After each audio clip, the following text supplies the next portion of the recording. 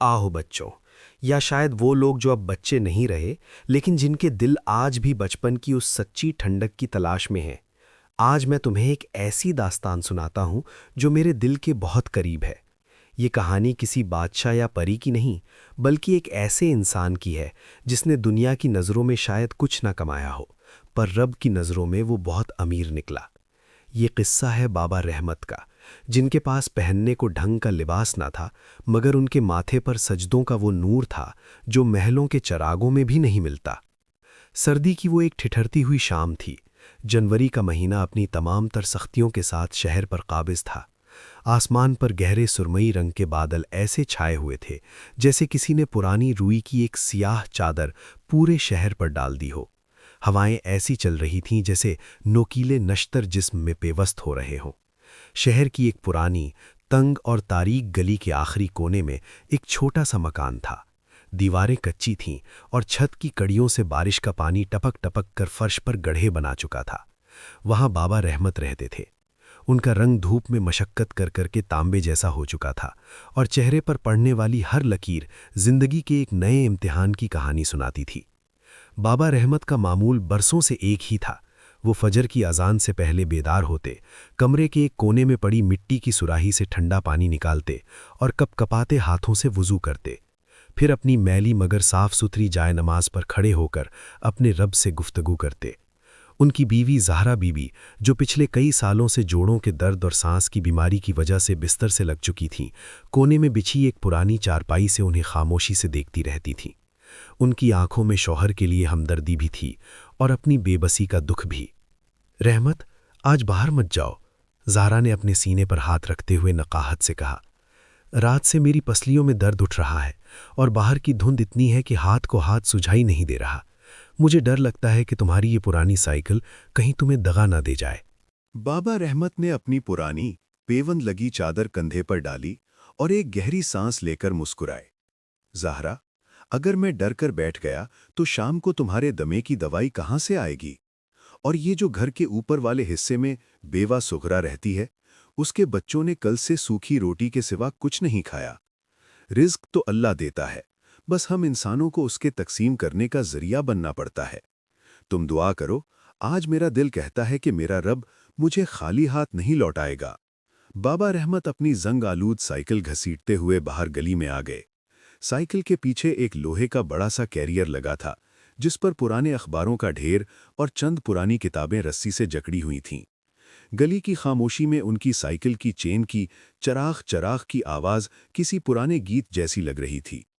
انہوں نے سائیکل پر اخبارات کو پلاسٹک کی ایک تھیلی سے ڈھانپ دیا تاکہ اوس کی وجہ سے کاغذ گل نہ جائیں۔ شہر کے بڑے چوک تک پہنچتے پہنچتے ان کے ہاتھ پاؤں برف کی طرح ٹھنڈے ہو چکے تھے۔ لوگ اپنے گھروں کے گرم کمروں میں ہیٹر جلا کر بیٹھے تھے، مگر بابا رحمت کے پاس صرف ان کا یقین تھا جو انہیں گرمائش دے رہا تھا۔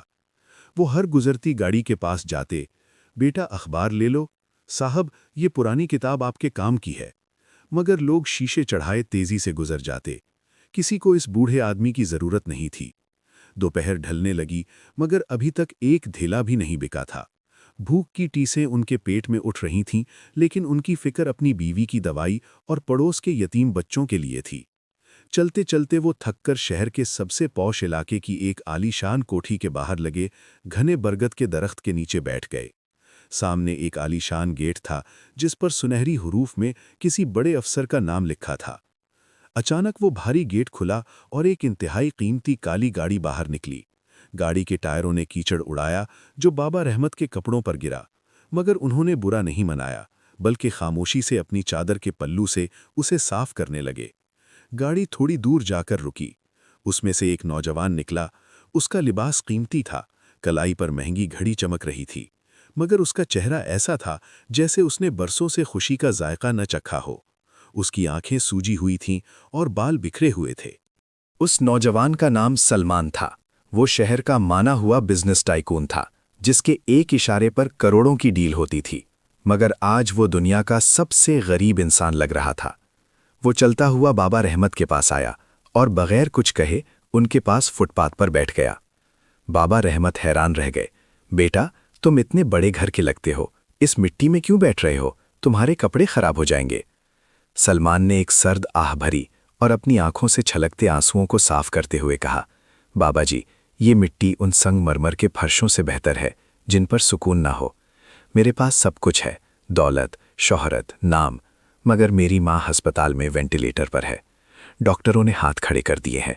वो कहते हैं कि अब कोई दवा नहीं, सिर्फ दुआ काम कर सकती है।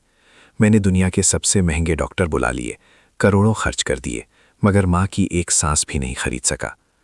बाबा रहमत ने शफकत से सलमान के कंधे पर हाथ रखा। उनका हाथ खुरदरा था, मगर उसमें वो तपिश थी जो सिर्फ खुलूस से आती है।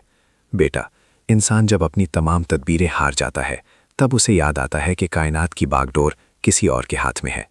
हम दवा करके अपना फ़र्ज़ पूरा करते हैं, मगर शिफा का फ़ैसला वो ऊपर वाला करता है। सलमान रो पड़ा, लेकिन बाबा, मैंने कभी दुआ मांगना सीखा ही नहीं। मैं तो समझता था कि पैसा हर चीज़ का हल है। बाबा रहमत मुस्कुराए।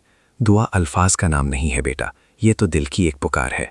देखो, मैं एक गरीब आदमी हूँ, मेरी कोई औकात नहीं, लेकिन मेरा रब कहता है कि जब मेरा बंदा मुझसे मांगता है तो मुझे उसे खाली हाथ लौटाते हुए शर्म आती है। जाओ, अपनी माँ के लिए उन लोगों से दुआ करवाओ जिनका दुनिया में कोई नहीं, क्योंकि उनके और अल्लाह के दरमियान कोई पर्दा नहीं होता। सलमान ने जल्दी से अपना बटवा निकाला और उसमें से 5-5 हज़ार के नोटों की एक गड्डी निकालकर बाबा रहमत की तरफ बढ़ा दी। ये रखें बाबा, ये सब रख लें, आप बस मेरी माँ के लिए दुआ करें। मुझे ये आपकी तमाम किताबें और अखबार चाहिए। बाबा रहमत का चेहरा गुस्से से नहीं बल्कि एक अजीब जलाल से सुर्ख हो गया। उन्होंने सलमान का हाथ पीछे धकेल दिया। बेटा, ये तुम क्या कर रहे हो? क्या तुम मेरे रब के साथ सौदा कर रहे हो? मेरी दुआ बिकाऊ नहीं है। मैं तुम्हारी माँ के लिए दुआ इसलिए करूँगा क्योंकि वो मेरी भी माँ जैसी है, इसलिए नहीं कि तुम मुझे ये कागज़ के टुकड़े दे रहे हो। मुझे सिर्फ उन किताबों की कीमत दो जो तुमने उठाई हैं, बाकी पैसे वापस रखो। सलमान हक्का बक्का है गया। उसने ज़िंदगी में पहली बार देखा कि एक शख्स जिसके पास पैरों में जूते नहीं है, वो लाखों रुपए ठुकरा रहा है। बाबा रहमत ने सिर्फ 200 रुपए लिए, जो उनकी मेहनत की उजरत थी, और अपनी साइकिल उठाकर वहाँ से रुखसत हो गए। सलमान वहीं खड़ा उन्हें देखता रहा। उसे ऐसा लगा जैसे उसने अभी अभी किसी फरिश्ते की ज़ियारत की हो। उसने वो पैसे वापस बटवे में डाले, मगर उसका दिल अब बदल चुका था। उसने वहीं फुटपाथ पर बैठे बैठे आसमान की तरफ हाथ उठाए और वो जुमले कहे जो उसने कभी नहीं कहे थे। या अल्लाह, इस गरीब बूढ़े के यकीन का वास्ता मेरी माँ को ज़िंदगी दे दे। दूसरी तरफ बाबा रहमत घर नहीं गए। वो सीधे मोहल्ले की पुरानी मस्जिद में गए। असर का वक्त हो चुका था। उन्होंने जमात के साथ नमाज अदा की और फिर एक कोने में बैठ गए। उनकी आंखों से आंसू जारी थे। या अल्लाह, वो बच्चा बड़ा परेशान है, उसकी माँ को शिफा दे दे। मैंने तो उससे पैसे नहीं लिए, पर तू उसे अपनी रहमत से दे दे। तेरा तो खजाना कभी ख़त्म नहीं होता। वो काफ़ी देर तक वहाँ रो रो कर गिड़गिड़ाकर दुआ मांगते रहे। जब वो मस्जिद से बाहर निकले तो उनका दिल बोझ से हल्का हो चुका था। उन्होंने बाजार से जहरा के लिए दवाई ली, कुछ आटा और दाल खरीदी और यतीम बच्चों के लिए कुछ फल लिए। घर पहुंचे तो जहरा ने देखा कि आज रहमत के चेहरे पर एक अजीब सी चमक थी। उधर अस्पताल में एक मौजज़ा रोनमा हो चुका था। मॉनिटर पर चलने वाली लकीरें जो सीधी हो रही थीं, वो अचानक मुतहरिक हो गईं। डॉक्टर दौड़े आए और देखा कि मरीज़ा की नब्ज़ मुस्तहकम हो रही थी। सलमान की माँ ने आहिस्ता से अपनी आंखें खोलीं और सलमान का नाम पुकारा। डॉक्टर्स हैरत ज़दा थे। सलमान साहब, ये मेडिकल हिस्ट्री का अनोखा तरीन वाक़या है। आपकी वालिदा ख़तरे से बाहर हैं। सलमान अस्पताल के कॉरिडोर में सजदे में गिर गया। उसे मालूम था कि ये किसी डॉक्टर की महारत नहीं, बल्कि उस बूढ़े आदमी के उन खुरदरे हाथों का कमाल है जो मस्जिद के कोने में उसके लिए उठे थे। अगले चंद दिन सलमान की ज़िंदगी में एक बड़ा इनकलाब लेकर आए। उसने अपनी माँ को घर मुंतकिल किया और सबसे पहला काम उस बूढ़े बाबा को तलाश करना था। वो अपनी गाड़ी लेकर उसी इलाके की तंग गलियों में पहुंचा। लोग उस कीमती गाड़ी को देखकर हैरान हो रहे थे। आखिरकार उसे वो कच्चा मकान मिल गया जिसके बाहर वही पुरानी साइकिल खड़ी थी। सलमान अंदर दाखिल हुआ तो देखा बाबा रहमत अपनी बीवी को चम्मच से दलिया खिला रहे थे। कमरे में गरीबी तो थी, मगर एक ऐसी खुशबू थी जो महलों में नहीं मिलती, कनाअत की खुशबू। सलमान ने आगे बढ़कर बाबा रहमत के हाथ चूम लिए। बाबा जी, अल्लाह ने सुन ली, मेरी माँ ठीक हो गई हैं। बाबा रहमत मुस्कुराए। अल्हम्दुलिल्लाह, ये तो उसी का करम है बेटा। मैंने तो कहा था ना कि वो किसी को मायूस नहीं करता। सलमान ने बड़े अदब से कहा, बाबा जी, मैं आपके लिए एक पक्का मकान बनवाना चाहता हूँ और आपकी बेगम के इलाज के लिए उन्हें मुल्क के बेहतरीन अस्पताल ले जाना चाहता हूँ। प्लीज़ मुझे इनकार मत कीजिएगा। बाबा रहमत खामोश हो गए। उन्होंने अपनी बीवी की तरफ देखा और फिर सलमान से बोले, बेटा, तुम्हारी मोहब्बत का शुक्रिया। मेरा ये घर कच्चा ज़रूर है, लेकिन इसकी हर दीवार मेरी यादों से जुड़ी है।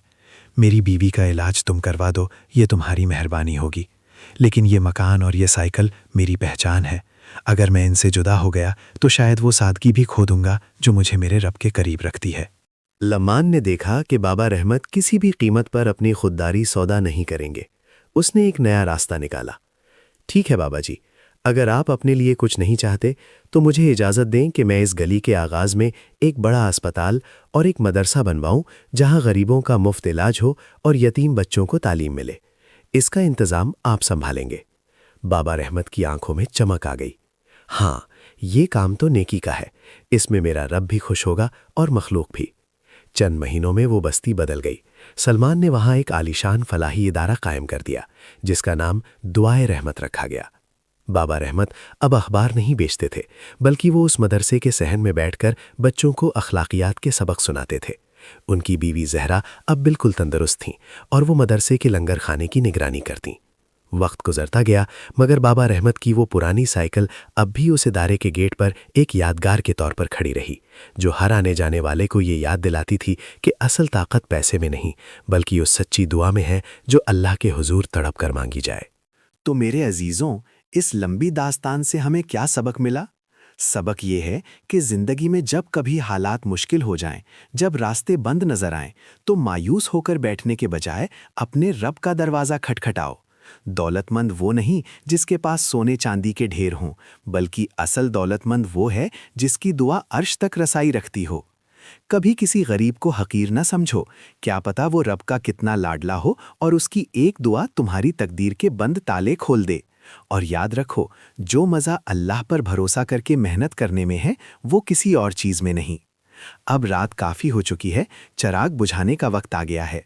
अपनी आंखें बंद करो और ये अहद करो कि तुम भी बाबा रहमत की तरह सच्चे और खुददार बनोगे। अल्लाह हम सबका हामी और नासिर हो। अगर आपको आज की ये कहानी पसंद आई है और आप मज़ीद ऐसी ही दिल को छू लेने वाली और सबक आमोज़ कहानियाँ सुनना चाहते हैं, तो आकिब टीवी को ज़रूर सब्सक्राइब करें। आपका एक लाइक हमारी हौसला अफजाई करता है कि हम आप तक ऐसा ही बेहतरीन मवाद लाते रहें। इस कहानी को अपने दोस्तों और घर वालों के साथ शेयर करना मत भूलिएगा, क्योंकि नेकी की बात फैलाना भी एक सदक़ाए जारिया है। इंशाअल्लाह अगली वीडियो में मिलते हैं एक नई दास्तान के साथ। तब तक के लिए अपना और अपने प्यारों का बहुत ख्याल रखिएगा।